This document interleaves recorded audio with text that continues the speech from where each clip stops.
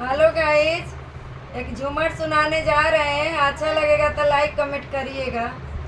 छोटे बाड़े होता लौआ ओ में नगीना मचाड़ी। छोटे बाड़े होता लौआ ओ में नगीना मचाड़ी। बड़की डूबी डूबी जाले छोटकी उतराले सीधारी।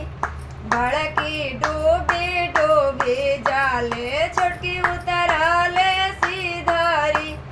पिया के ईटा के मकान होया नारी कोठारी। पिया के ईटा के मकान होया नारी कोठारी। एक दिन जाना है झाड़ू ओ पिया के नगारी। एक दिन जाना है